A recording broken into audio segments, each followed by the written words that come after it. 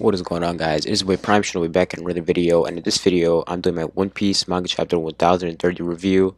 The name of the chapter is called Echoing the Impermanence of All Things, and the cover story is Brook careful not to step on a line of army ants.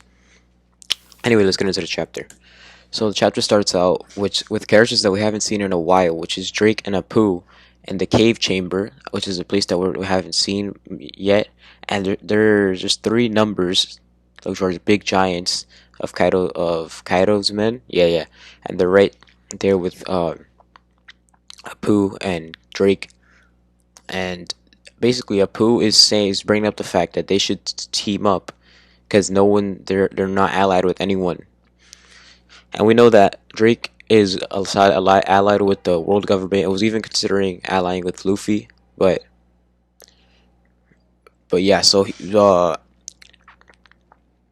Apu has escaped death a lot, and he's basically bringing up the fact that no matter what happens, one or both of us could even die. So we might as well just come together, since we're the last two that have no one to fight with, and yeah. So Drake, obviously, he's like defensive against this idea, but why would I even trust you? And Apu's like, it'll benefit us both. You know what I'm saying? And he'll never get an opportunity like this again. So I don't know. I don't think Drake is the type to accept something like that from Apu of all people. But yeah. So then we cut to inside the castle, first, second floor stairs. So in between, we see Komichiyo, Nami, Usopp, Speed, and the other guy, uh, guy. Yeah, I don't know. I don't remember his name. I don't remember his power either. But yeah, Komichiyo, he's obviously injured, so he's being brought down by a giraffe. He's going heave ho, before the fire catches up to them. Because remember, I believe it was Robin, yeah, who started the fire, so to help her defeat Black Maria, so that affected Nami and Usopp. And Usopp points out that there's a freakish monster running around, and it's Kinyamon's legs running around. Because remember, Kinemon got sliced in half by Kaido last time we saw him. So luckily, it confirms he's not fully dead, which is good. His legs are running around, kind of reminiscent of what happened in Punk Hazard, and Usopp is trying to hold him back. He's trying to talk to his legs. Obviously, he doesn't have a mouth, so he can't speak. And he's like, "Oh, it's your friend Usopp. It's me." And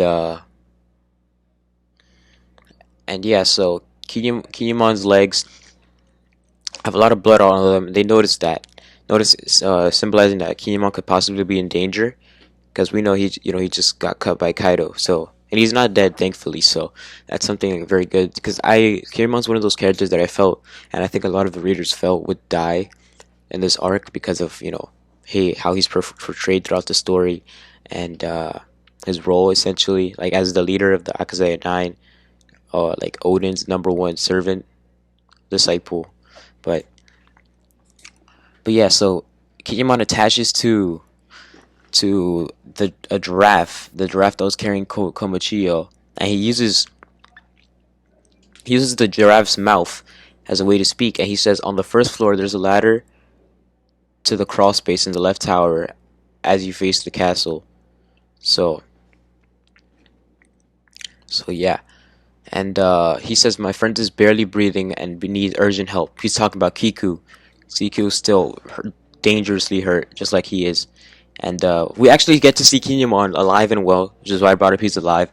We see the top part of his body thinking. So he has to hold on a bit longer for Kiku, and because he's found some of the allies of the Alliance, and he's like still hard to believe that he's alive after his torso has been severed. But it has been a miracle, because Law cut no Law, when he attached Kinemon, but he didn't attach him all the way. So that's like a very lucky thing that happened to Kinemon. And good on Law, because obviously I thought Law, like, put him back to normal, assembled him all well, all nice and dandy. And it even brings up the fact, like, it's a miracle. If I can use this to save Kiku's life, this is what it is. And And yeah, so we hear a transponder snail or a communication device in the background saying "Answer me, Kanjuro," and Kinemon is thinking to himself, is that the voice of Orochi? But Kanjuro is dead already. But Kanjuro is actually alive. Well, he's not alive. He's on his last legs. And Kanjuro, he picks up and he's talking to Orochi. Uh, he's like, yes, Lord Orochi. And Lord Orochi notices that Kanjuro, he's like not sounding well because he's on his last legs. You know what I mean? And and yeah, he's like, yeah, my curtains are closing. I'm gonna die. And Orochi's praising him like you've done a splendid act because obviously he was a kabuki play actor. Yeah, he was an actor of some sort. And before everything that went down, so he looks like a clown. So Kanjuro, he's faithful to Orochi. He's like, you praise me, my lord. Yeah, and he's Kanjuro decides to do one last attack to end his act and his play to depict the burning hatred of the Kurozumi clan.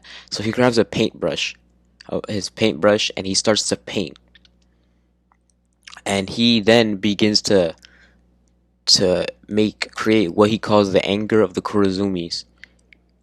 And it's a big, like, shadowy monster. And he says, as you wish, I shall perform my final dance, the glorious death of the Kurozumi clan. And he makes a big giant like hollow monster that could go through things called Kazenbo, and anything that touches it will catch on fire. So, and Kinyamon's in the same room, so he sees this. He is not looking good. So after this, we cut to seeing outside of the. We briefly cut to seeing the outside of Onigashima in the air, and the monster's getting reported by Kaido's men. Like there's a freak and abomination like going through the walls of the battle, and it's like burning through everything and everyone. So, and we see Momonosuke, as you know, he's obviously trying to stop the island from Onigashima to stop by making dragon clouds again to hold up the island. And he can only do little ones, so he's not like mastered it yet. And we learned that the castle is now a sea of flames because of all of the fire from because of Kanjuro and Robin. So a lot of fire involved in Onigashima so far, and I wouldn't be surprised if everything just turned into a raging inferno of flames by the end of the battle. But yeah, so we see the flower capital. The people are still celebrating. They have no idea what is going on. That Onigashima is coming. So we see Robin. We see a panel of Robin and Brooke running. We see CP0, the really tall guy, and the guy that looks like the leader. I don't know. They're just standing up because last time we saw them, they were sitting down, all chilling, playing the chess game. So I don't know if they're gonna make their move. Well, they received orders to make their move if the Straw Hats uh, win, which they feel is very unlikely. But we also cut to Kawamatsu, Izo, Marco, Sanji versus Queen. Sanji's fighting Queen again. Luffy and Kaido, and Zoro versus King in like these little boxes. And yeah, so we see, and I believe that was Orochi talking about. It says, "All allies of Kozuki, emperors of the sea, all who put on airs will be brought low." And Orochi gives orders to Kanjuro because he apparently Orochi knows that about the armory, just like Yamato. He knows about the armory, about Onigashima and all the explosives that they have, and he's telling them to go in and get Fukurokuju so we can all get out of here and escape because the pirate war has nothing to do with us and blow it all to smithereens. This is basically what Orochi is saying. So Yamato's running through. As we know, she's trying to get to the armory. She's beaming through, and hoping that she can make it in time. So I don't know what is gonna happen after this. But she runs and she runs into Big Mom versus Kid versus Law, and Big Mom does her move called Ikoku Sovereignty. She's slashing through things, and she's charging at at Kid and Law, and Kid and Law are in the air. And Kid is basically asking. He asks Law, "Have your powers awakened?" Which means his devil fruit powers have awakened. And Law says, I think it's like in a flashback that they're showing it. Law says, "I'm still not used to it. I'll do it if I'm on my last legs, but the stamina consumption is extreme and it ensures I'll lose the battle." And Kid says the same, but we're not getting anywhere like this. Use your last resort to back me up. So they're using their awakened abilities. They have awakened paramecia that we're now finding out about. And Law does a little room, but instead it's called Kroom, Kroom, and he puts his blade, so the bubble is inside the blade, and it's called anesthesia. The move, he charges that Big Mom, he stabs her, he pokes her,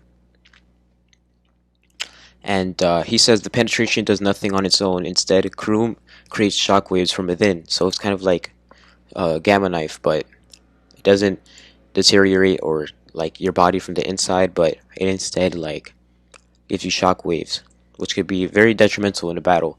And she gets a shocked wave like from the inside of her body, and she's bleeding, and the smoke is coming out of her mouth. So that definitely did something to Big Mom, especially if she's bleeding. And Kid, he does his awakening, a sign where he obviously we know Kid has a metal fruit. It's not, we don't know the name, but it's basically what it is, magnetism fruit. So, and Napoleon, the sword gets stuck to Big Mom, and he gets turned into a magnet. And Kaido's men's weapons, they all cling to Big Mom, and all the debris with the towers and the metal beams, they're all flashing towards Big Mom, directly beaming out of here.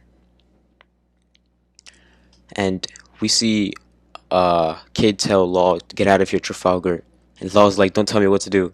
It's just like regular regeneration talk. And Punk Clash, where a bunch of debris crashes into Big Mom, and I think this is how they're gonna escape the battle. Because Kid even said it, at the rate that they were going at it, they weren't gonna beat Big Mom. Unless they keep going, I have no idea. But that was a very good chapter, very informational. We have to see characters that we haven't seen from in a long time, like Drake, Apu, Kinemon, Orochi, Kanjuro,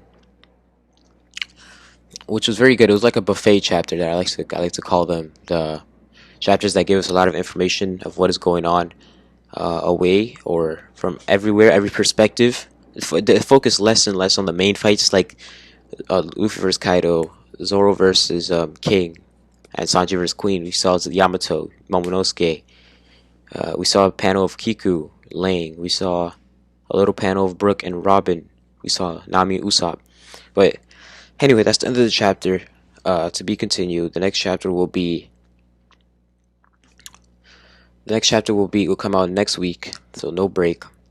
But I won't be reviewing it because the truth is, I haven't been feeling the motivation to do One Piece reviews lately. So I think I'm gonna probably quit or take a break. So this is probably gonna be my last review for hopefully not forever, maybe for a really long time. But uh, you know, I kind of just feel like my videos on One Piece manga reviews are just not like good enough, and I don't really know how to improve it. But